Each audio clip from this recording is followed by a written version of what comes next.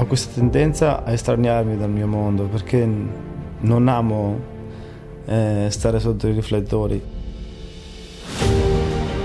Scatenò una sommossa popolare a Firenze, trascinò l'Italia alla finale di USA 94 contro il Brasile. Ma la vera impresa, oltre al pallone d'oro ovviamente, è stata quella di far tornare di moda il codino nei primi anni 90. Ha fatto le fortune dei più grandi club, ma è entrato nel cuore dei tifosi soprattutto con la maglia azzurra, tra i campioni più trasversali della storia. Conosciamo a memoria i suoi gol, diventati il simbolo di una generazione calcistica. Abbiamo ancora in mente il suo numero di maglia e ci ricordiamo addirittura la marca e il colore del logo dei suoi mitici scarpini. Dettagli che lo distinguono da tutti gli altri campioni del passato.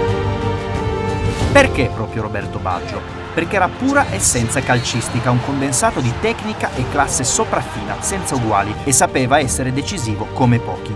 Chi l'ho conosciuto bene, però, racconta anche di un personaggio che spesso faticava a gestire le emozioni e un carattere non sempre accomodante.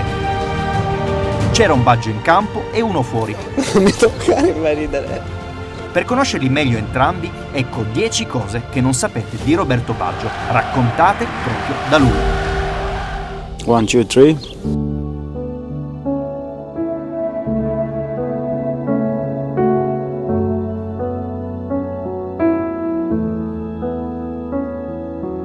Si può dire che il suo primo allenatore gli abbia dato più di un'infarinatura calcistica. Il mio primo allenatore è stato il nostro fornaio del paese. Lui allenava i giovanissimi, poi ovviamente io facevo parte di questa squadra. Ma sai, in quei tempi era tutto molto, molto divertente, no?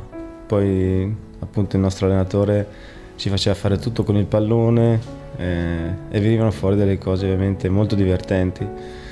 Sì, poi c'erano tantissime cose che si inventavano perché ovviamente il tempo non mancava, si passava dalla strada al campo da hockey per giocare e poi alla fine al campo da calcio. Quindi avevamo questa trafila tutti i giorni che durava parecchio ore.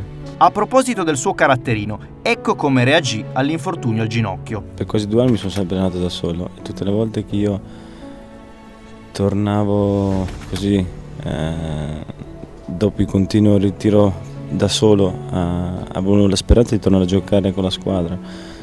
Tutti dicevano sì, fra 15 giorni, poi passano i 15 giorni e mi dicevano no, devi aspettare 10 giorni.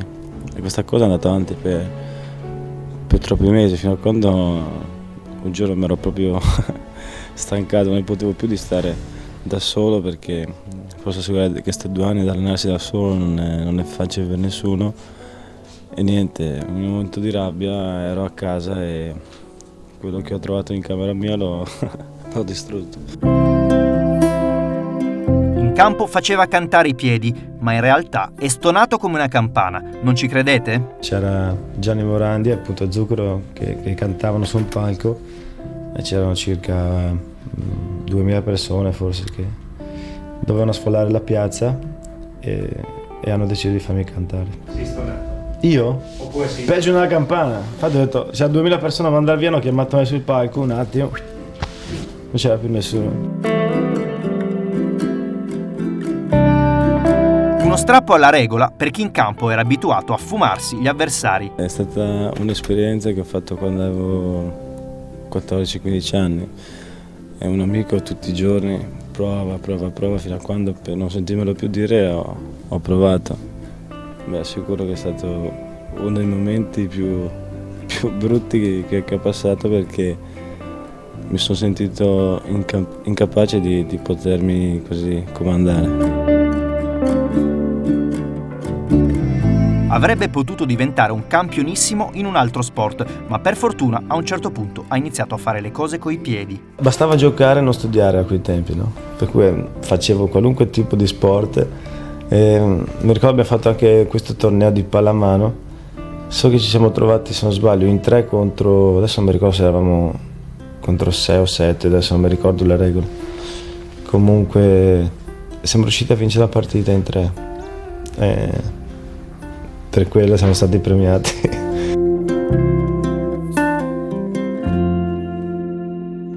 3 grandi d'Europa per le 3 partite del cuore in maglia bianconera. Ce ne sono state alcune che io ricordo ovviamente molto volentieri perché ci hanno fatto così vincere la partita e possono essere quello col Paris Saint-Germain, col Borussia, col Barcellona.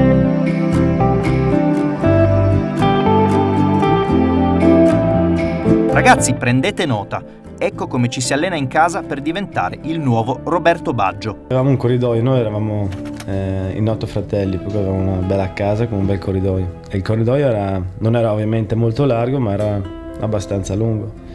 E per cui mi ricordo da piccolo, avevamo uno zio che veniva tutte le sere a casa nostra. E in pratica giocavamo 2 contro 2, io e lo zio contro i miei 2 fratelli più vecchi. Con la pallina da tennis, perché ovviamente in casa non è che potevamo. E tutte le sere, soprattutto d'inverno, era il nostro campo da calcio, questo corridoio. E lì mi ricordo soprattutto i problemi alle dita dei piedi perché giocavamo scalzi.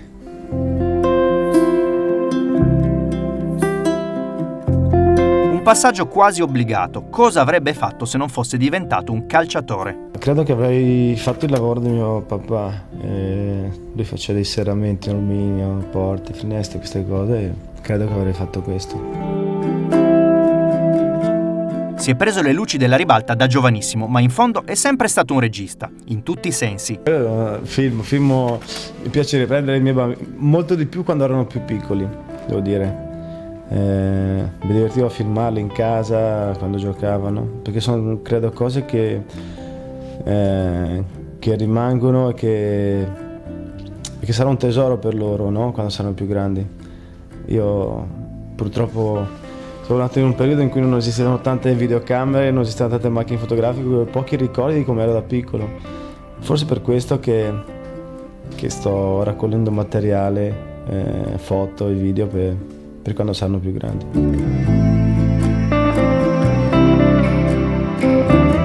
Come tirare fuori il lato migliore del fantasista? Semplice, giocare come fossi in cortile. Io credo che in tutte le cose che si devono fare ci vuole della fantasia, perché altrimenti sono troppo schematiche. Poi credo che il calcio abbia bisogno della fantasia perché altrimenti non avrebbe più quel gusto che ha il calcio adesso. In fondo tutti dobbiamo avere ancora qualcosa di bambino dentro, no? E io ce l'ho ancora, sì.